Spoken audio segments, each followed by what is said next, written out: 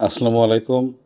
বাংলাদেশের ভেতরে ও বহির্বিশ্বে গণতান্ত্রিক আমি সকল বাংলাদেশি নাগরিককে আমার সালাম ও শুভেচ্ছা।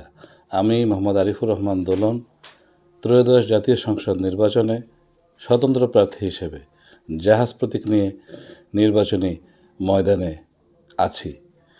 কিন্তু বিস্ময়করভাবে আমার সাথে চরম অন্যায়, অমানবিক এবং সংবিধান পরিপন্থী ও গণপ্রতিনিধিত্ব আদেশ পরিপন্থী আচরণ করা হচ্ছে। নির্বাচনী ময়দান থেকে আমাকে সরিয়ে দিয়ে বিশেষ রাজনৈতিক দল ও গোষ্ঠীকে ফায়দা দেওয়ার উদ্দেশ্যে এমন কিছু কর্মকাণ্ড হচ্ছে যা দেশবাসীর ও বিশ্ববাসীর জানা প্রয়োজন বলে আমি মনে করছি।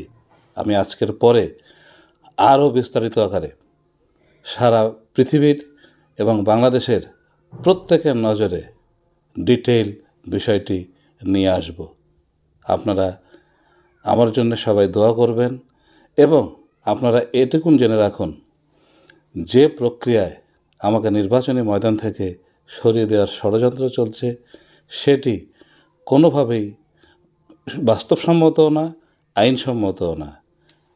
যেখানে ঋণ খেলাপি দ্বৈত নাগরিক উচ্চ আদালতের নির্দেশে নির্বাচনে অংশ নেওয়ার সুযোগ পায়, সেখানে অতীতে আমি আওয়ামী লীগ অথবা কৃষক লীগের সঙ্গে জড়িত ছিলাম 6 বছর আগে, সেই অজুহাতে আমাকে উচ্চ আদালত আমার প্রার্থিতা স্থগিত করার যে নির্দেশ দিয়েছেন বলে আমি জানতে পেরেছি।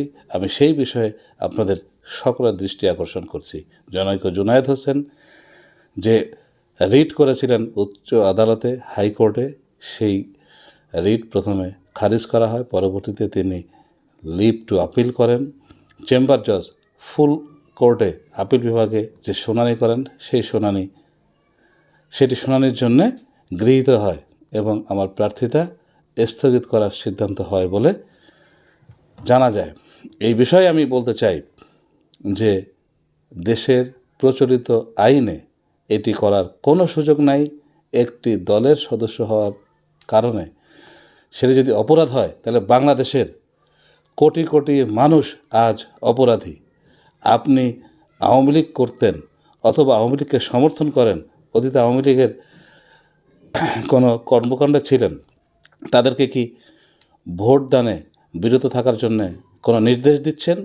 আপনি বা আপনারা যে সমস্ত প্রার্থী আওয়ামী লীগের নেতা কর্মী সমর্থকদের কাছে গিয়ে ভোট চাইছেন, তাদেরকে ভোট কেন্দ্রে যাওয়ার অনুরোধ করছেন, তাদেরকে পাশে বসিয়ে সমাবেশ করছেন, আর আমি ফরিদপুর 1 আসনে জাহাজ প্রতীক নিয়ে জনগণের বিপুল সমর্থন পাওয়ার কারণে, আমি জয়ী হয়ে যাওয়ার বিপুল সম্ভাবনার কারণে আমাকে আইনি মারপ্যাচ, যে আইনি মারপ্যাচটা আসলে বেআইনি মারপ্যাচ, সেই মারপ্যাচে আমাকে সরিয়ে দিতে চাইছেন। এটি কোনোভাবেই গ্রহণযোগ্য হতে পারে না।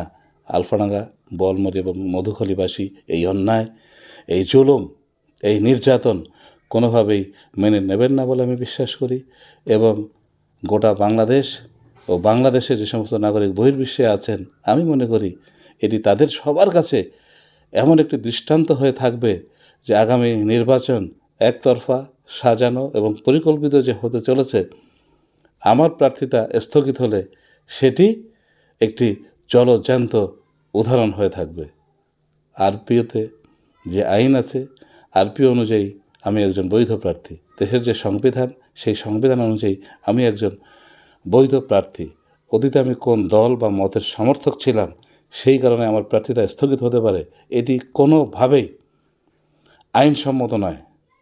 তো আমি আশা করব দেশের উচ্চ আদালত স্বতঃপ্রণোদিত হয়ে আমার প্রার্থিতা ফেরত দেবেন এবং প্রমাণ করবেন যে উচ্চ আদালত সত্যিকার অর্থে ন্যায় বিচারের পক্ষে। উচ্চ আদালত কোনো গোষ্ঠীর পক্ষে না। উচ্চ আদালত কোনোভাবেই দেশের যে সংবিধান, সেই সংবিধানের বাইরে গিয়ে কোনো কাজ করেন না, করতে পারেন না।